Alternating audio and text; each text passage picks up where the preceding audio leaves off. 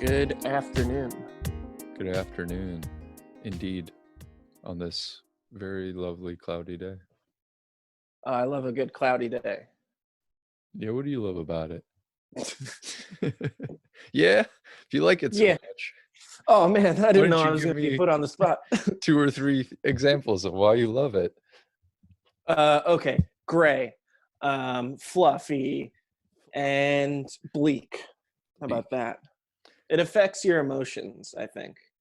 Yeah, the lack of sunlight definitely makes people like depressed, and then when they get sunlight, they're like happy. Yeah. It's as simple as that formula.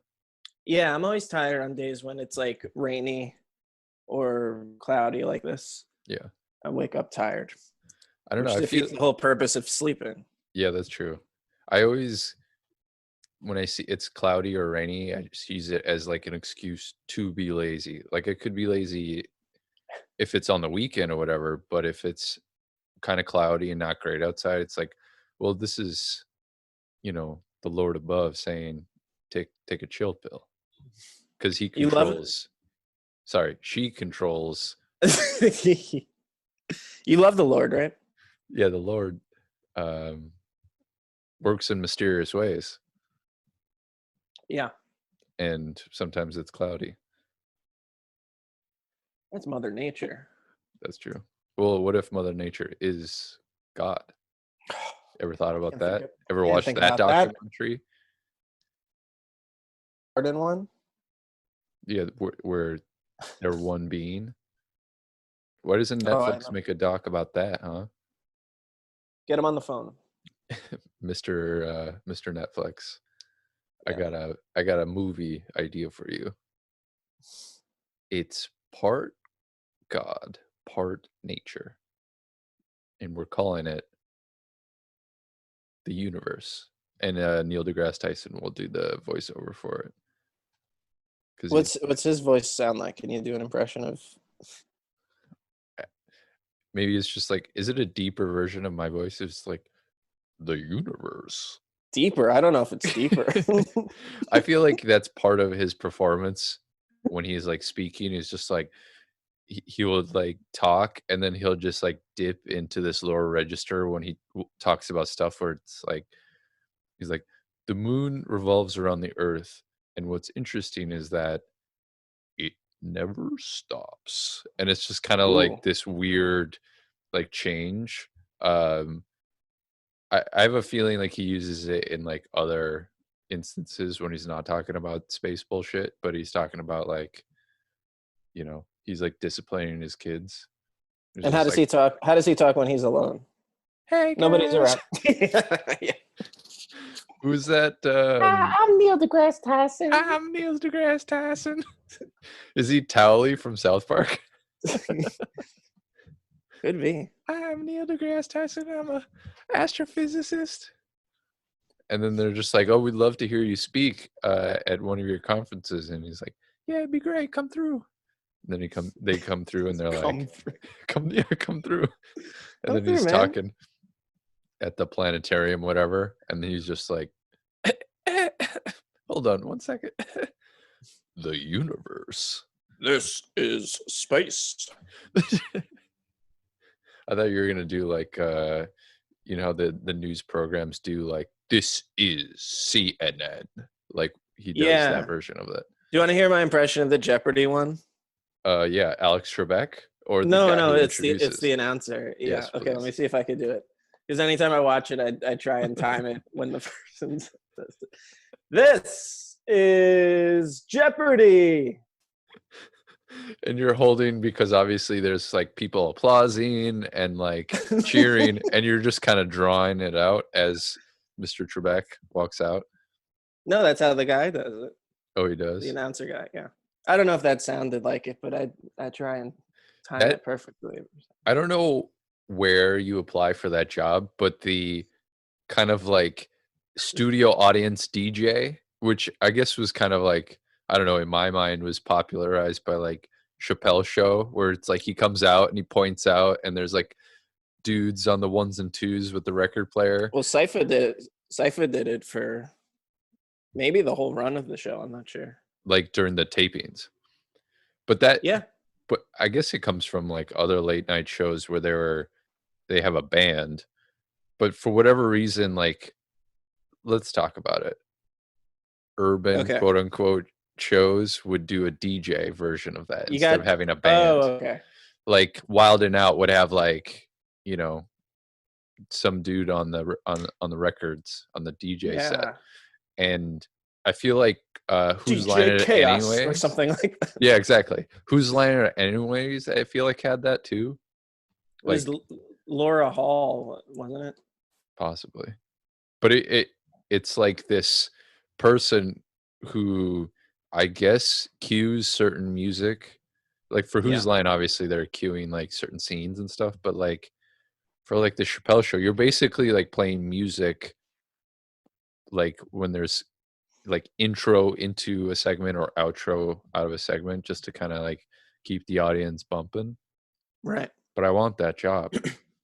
The Roots play during, so they play to like warm up the audience. There's a warm up comic, but they also They play a do little set. bit. And the warm up comic usually like introduces the Roots and then Yeah. cues, they have a back and forth. And then during the commercial breaks, the Roots play.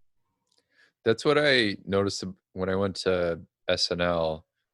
That the band, which again, like unless you're doing the monologue, when you see the person, the host, like come out and the band is on either side of them, you don't really see the band. Like obviously they do like the music interstitials going into commercial and that kind of stuff, but it's really just set dressing kind of.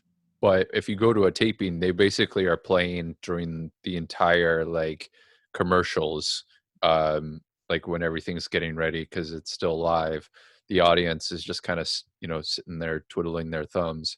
So the band is playing like uh, a 10-piece band version of Rihanna Umbrella or something like that, and you're just like, this all of these like musicians could be replaced with an aux cord and an iPod because it's just music in between. Like obviously they're very talented, but it was just kind of Have you ever been to a taping? When has SNL changed anything since 1975? Yeah, that's true.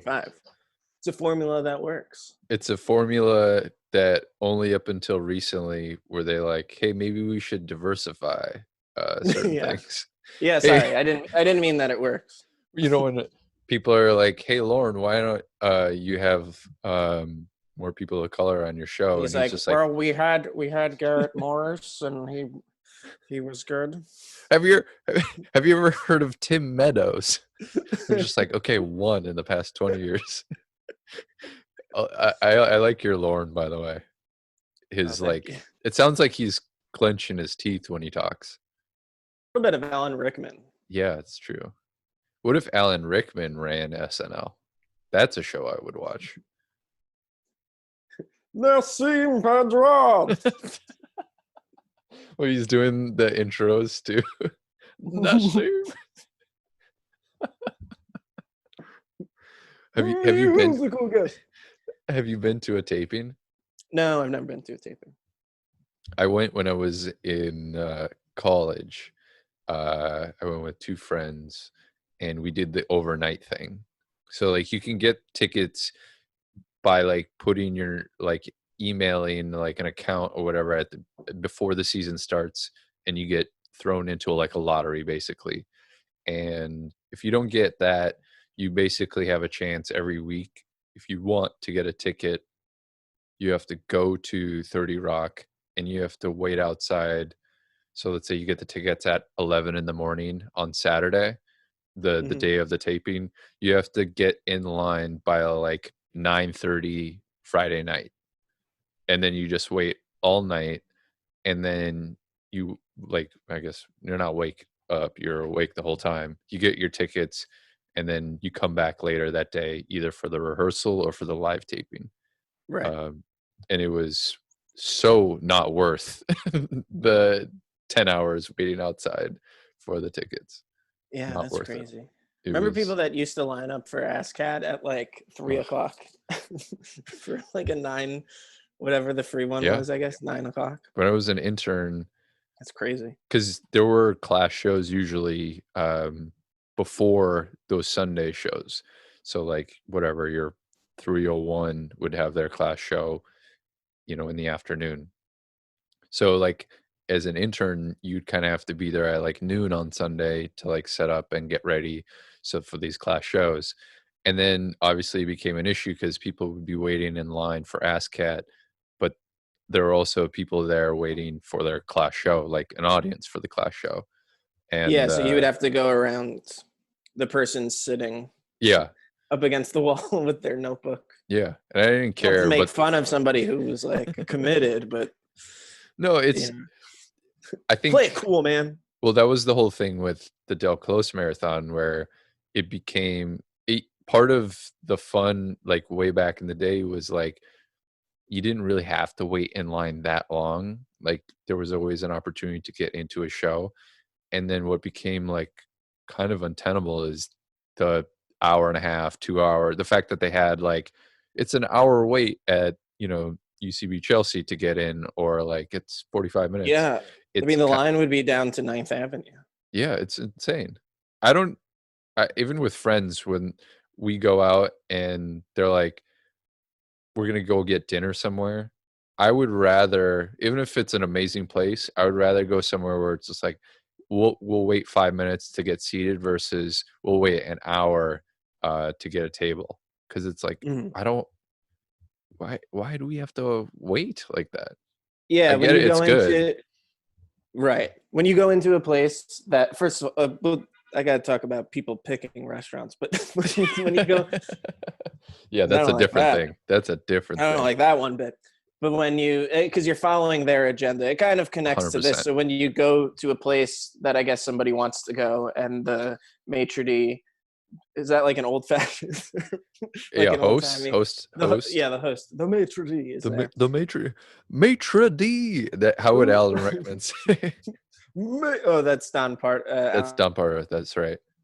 Maitre d. That's my bad, Alan Rickman. Yeah, mine's But not. yeah, the maitre d. We'll use that. The maitre d would So say yeah, well. you'll go up and say, oh, table for 3 or whatever. There's a third wheel there in this situation. It's like, oh, I guess, okay. Ron is here, Way to go. tagging along. Just killing the vibe. Yeah.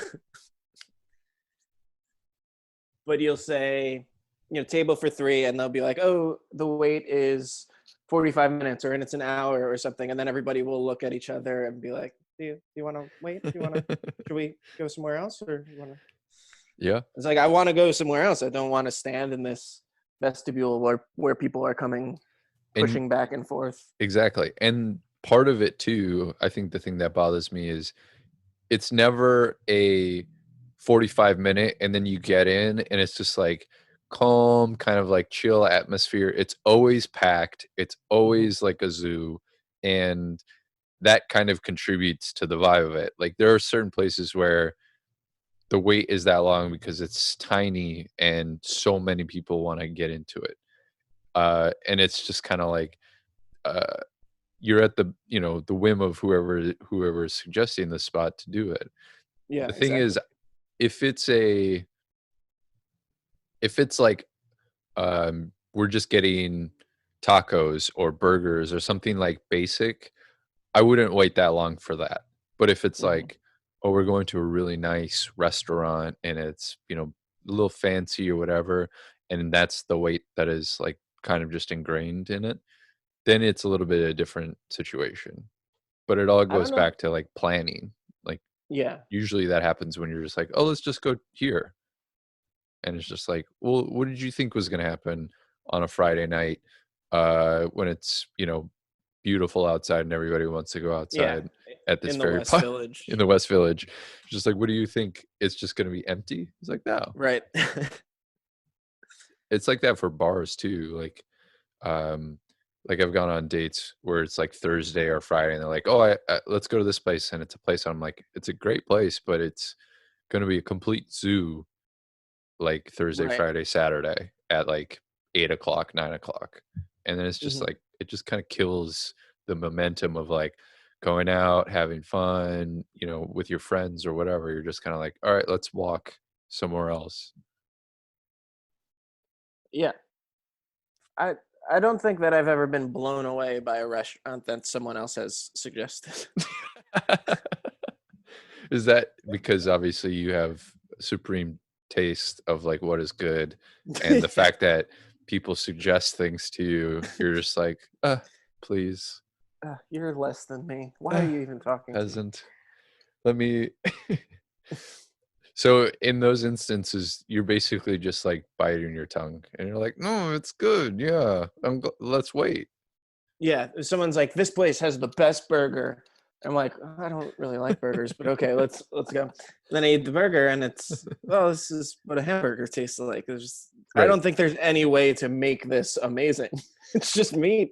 Well, that was That's my my whole. opinion. I don't know if you put some sort of topping on Yeah, it. I don't exactly. know. You smash it. That's a big thing. People love to smash burgers. Does that affect the taste? Not in my opinion. I mean, it tastes like a burger. Obviously, there's the sliding scale, but it tastes like a good burger. But yeah, I don't know.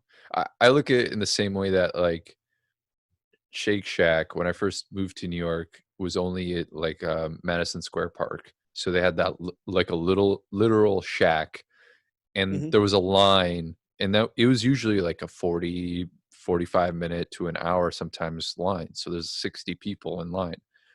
And when I was in school, obviously a lot of young people would go there because it's like, oh, it's amazing burgers. And they had like the custard drink, whatever. I'm like, get that out of my fucking face. I don't want to touch that, please. So I'm never getting the custard. I'm only there for the burger. And the fries, obviously, at most of those places is not even a second thought. It's like the third thought. They're usually terrible. They're usually soggy. They're not great. So this place is like, this is the burger. And you go there, and yeah, after you've waited 45 minutes to an hour for, you know, a glorified Whopper, you're just kind And of it's like, small though. It's also small. exactly. A Whopper is way bigger and better, Yeah. better value. And you don't have to wait 45 minutes. But you're just waiting so long that by the time you finally get it, you're just like, oh, this is so good. Cause it's like, yeah, they've starved you. They've tricked your brain into thinking it's great. It anytime I've seen, well, I've gone there, but anytime I've gone there and seen the staff working, it seems like that is the most infuriating job because Oh, everybody's just sort of like waving money at you saying, "I want this thing," and yeah, they're working so hard in there, but so it's hard. nonstop. There's no break. Absolutely.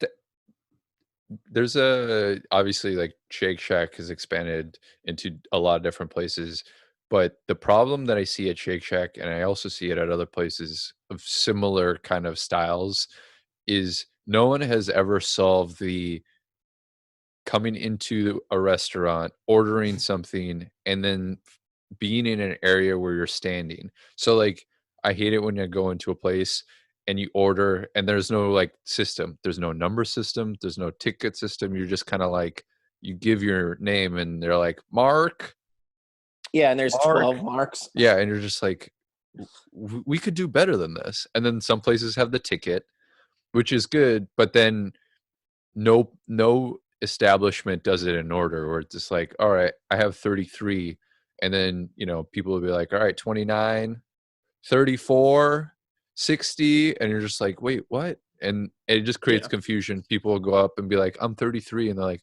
oh, we're still working on your, you know, Big Mac. It's They could do it like the DMV and have a giant board that says the number. the number. Yeah, it's like the like delis have the tickets. The thing Yeah. is, if it's like a small enough place, they clearly will have to do it in order because it's like there's not enough staff to like split the orders among people. Um, but even, I mean, it's not like the DMV is, you know, a bastion of like great process either. Mhm. Like that is also a frustrating thing. Any place where you have to get in line just to ask a question and then get back in line to then do the thing that you want to do is, yeah, that's the first circle of hell for sure. I hate it. Hate it. Like Hate crowded places. the post office is like that too, where just to get to the people behind the glass wall, you have to get Yeah. in line and be like, "I'm sorry, where can I buy a box?" And they're like, "It's over there." And then you're like, "Oh." Right. And then Yeah, it's you get the like box, and then you have to get back in line. And then they're like, "I would like to ship this." And like, "Did you fill out the Post-it thing?" And we're like, "Oh." It's just like, "Here you go." And then some people will be like, "Next customer," and then you have to just like stand to the side of it, to the side of the window, while you're like feverishly sweating trying to fill out all of your address information while somebody's like shipping like 15 pounds of cat food to somebody. And you're just like you're God. just, and then getting back into it, you just kind of be like, "No, I was in line, I just had to do this, so I'm cutting back in." It's a Yeah. mess. It's so frustrating when somebody that works there, like they yell at you, like you work there also and know exactly how things work. Oh And my they're like, god. "Sir, you can't go over in that line. That line's for this. You have to go over here and stand behind the stanchion." And it's like, yeah, okay, this is my first time ever stepping foot in here. Naturally, I would know how this works. Yes. Oh, it's so true. And like the more specific the orders of like how certain things should work, is just kind of like, you should know that as you tell me what I'm doing wrong and how specific it is, that obviously I wouldn't know it because I don't work here. Like I wouldn't know that Right. like the refills of this um these like forms are on this side or whatever. It's just like, I don't work here. I Hmm. maybe come to the post office like once a month, if that. Yeah. That stuff is, I will say, to be on the receiving end of it sucks. To be on the giving side of that has got to be one of the best feelings you have in your day, right? Just kind of be like, I have this in Just my back pocket, and just be like, "Mark, you should have known that like by standing in this line, only one person can see you, and this person has their lunch break at 11 o'clock, and they won't be back until 12:30." oh boy. Yeah, that's it's something that should be fixed. And who's gonna fix it? Cuomo. Cuomo. He'll fix everything. No Cuomo. No Cuomo.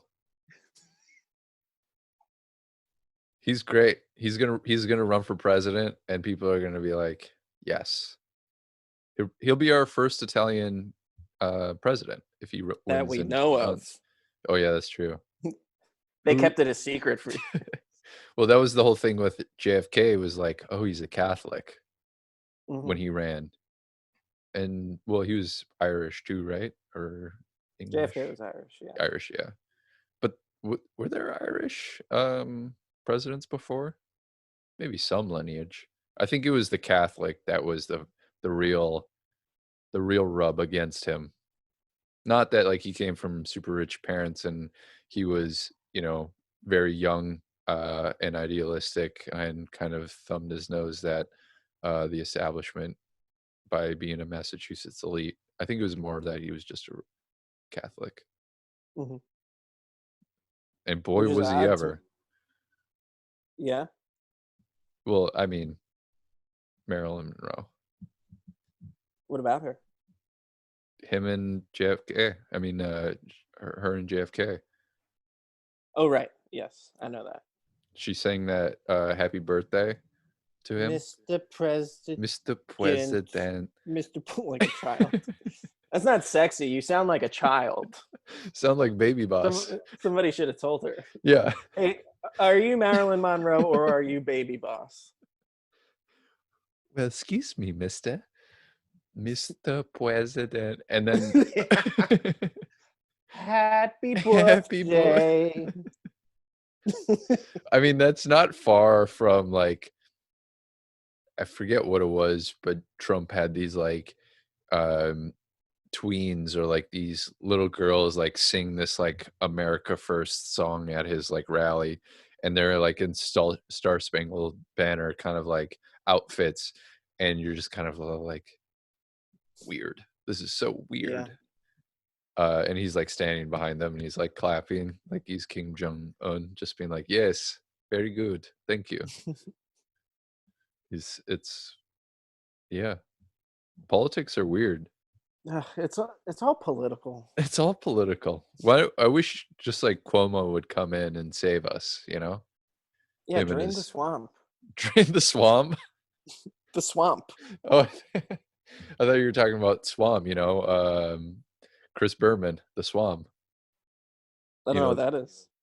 Chris Berman, he used to do like football on ESPN, and I know him from the home run derby for the MLB and the All-Star game, because he would be like he's the guy who's like back, back, back, back, back, back, and it's gone. Hmm. When he did the home run derby. Um, but yeah, clean the swamp. Yeah, drain that guy. Drain that guy. Drain him. Hey, come Yeah, here. I wanna drain you. I want to drain the swamp. Oh my Gross. god. But yeah. All right, should we get started? Let's get started. Let's get it started. Ha. Ha.